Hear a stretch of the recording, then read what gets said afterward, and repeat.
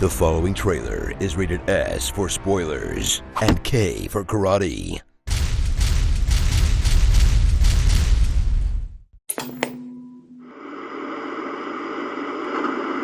From the executive producer of Jaden-san and 3 huge Daniel-stans comes a show that got everything right about making a new TV franchise, except for launching it on YouTube Red. Goodbye, fallen soldier. Turns out there are losers in this dojo. Cobra Kai. Prepare for the story of what happens after the triumphant freeze-frame ending of your favorite 80s movie, in a premise that sounds like it has just enough gas to power a Funny or Die sketch,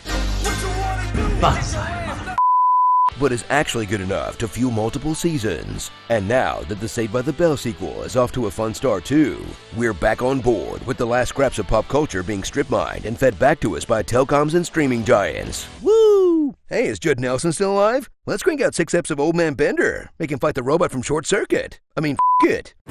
Return to the Atlanta area of the San Fernando Valley and follow a washed-up guy who's out to prove that there's more to him than one thing he did in the 80s. William Zabka. Johnny Lawrence. It turns out he got crane kicked so hard his entire life collapsed, ultimately turning him into a booze hound with a 2-word vocabulary. Cobra, like the badass snake. And you're being a Cobra Kai is about being badass. Don't be a What? It's badass. Light beer is for Truckosaurus was badass. Those are moves. Kicking is badass. Drowning is for all right? Don't be a Who's so stuck in the past, you'll start to wonder if that kick actually put him into a waking coma. Put one of those hash browns at the end, like hash brown team Cobra Kai or something. Cobra Kai COM, all lowercase. This concussion nonsense.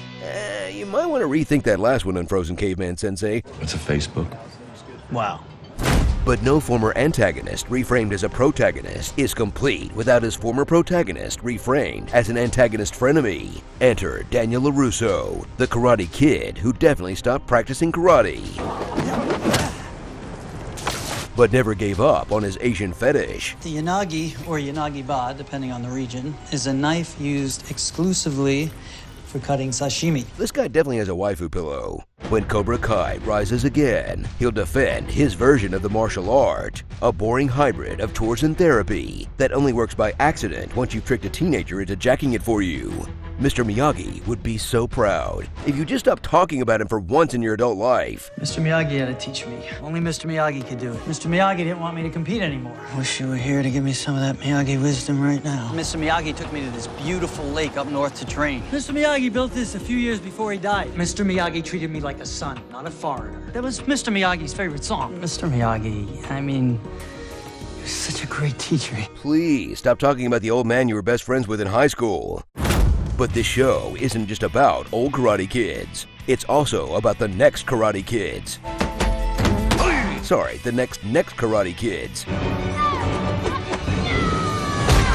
No, and that was Kung Fu. Stupid movie. These Karate Kids. Miguel, whose decision to learn karate brings him confidence and gets him paralyzed. Wow, that got dark fast. Daniel's daughter Sam, who grew up doing martial arts?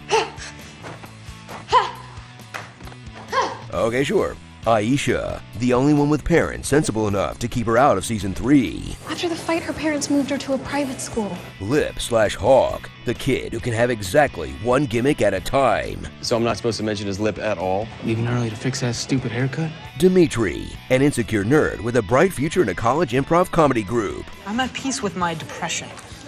Last thing I need to be is suicidal. Tori, the Tory of the bunch. Raymond, a live-action Nickelodeon character who snuck into the show for a season. Heretofore, you can refer to me as Stingray. Robbie, the son that Johnny gave up on because he could never shut his mouth. Literally.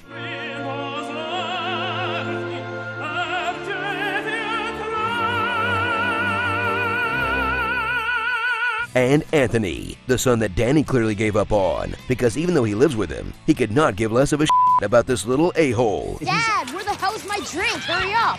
You know what?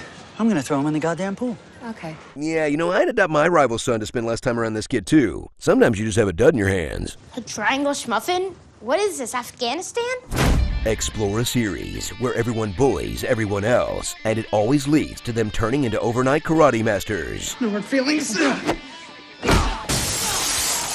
Where Johnny was bullied by his sensei, Danny was bullied by Johnny, and Johnny was bullied by Danny. I kicked his face. I'm just busting your chops. So when he meets some nerds who are getting bullied by the popular kids, Johnny bullies the nerds into learning karate. I see losers, I see nerds. I see a fat kid with a funny hat with his tits popping out. Nice shirt. Thanks. I'm joking, it sucks. So the nerds can use karate to bully the popular kids. No mercy! Who go on to learn karate from the sensei who bullied Johnny to bully the nerds turned popular bullies, who bullied Johnny into learning karate in the first place until Johnny's karate is strong enough to bully him back. Did I get that right? It's like a vicious circle shaped like the drum in Karate Kid 2, which means bullying is part of balance because you can't have balance without— Quiet! Yes, sensei. So enjoy a battle of good versus Cobra, not seen since Dodgeball. That's not exactly prestige television, but is the best around for a binge-worthy nostalgia trip that takes all of these 80s archetypes who could easily settle their differences with a big karate fight and treats them like actual characters with layers and depth who settle all their differences with a big karate fight. If it ain't broke, right? Starring Cobra Commander, Machio Man. Marvel casts Boys Nova immediately. Living in a van down by the river. Don't talk to me or my dumb son ever again. Richard Jewell. This cameo brought to you by Seattle's best Hawaiian restaurant, Kona Kitchen. Let them fight. Insider Valley references. Come visit any of our locations in Tarzana, Woodland Hills, North Hollywood, or Sherman Oaks. My girlfriend bartends at this place over in Cahuenga. 5 a.m. tomorrow morning, corner of Fulton and Raymer. I worked at Fat Sal's all summer. I came here, well, in and out, and then here. Easter eggs. Defeat does not exist in this dojo. What does it do? I fixed it for you.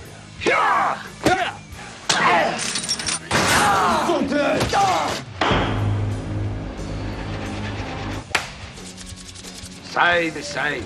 Breathe in, breathe out. Is that why you brought me here? To trick me into doing karate?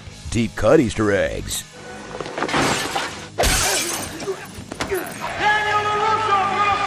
Daniel LaRusso is gonna coach!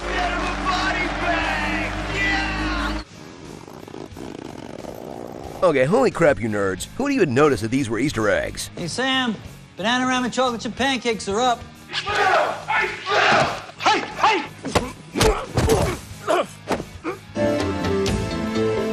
This is Miyagi-Do.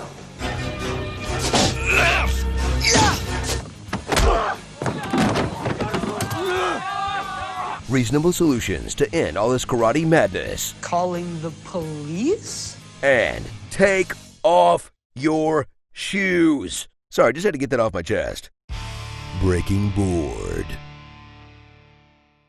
You know, it's a good thing not one person in the entire valley has taken an MMA class. These kids would all be so screwed. I need to find a way to touch a lot of people at the same time. Strike first, strike hard, no mercy. The best defense is more offense. Wax on, wax off. Rest in peace, Brad Venable.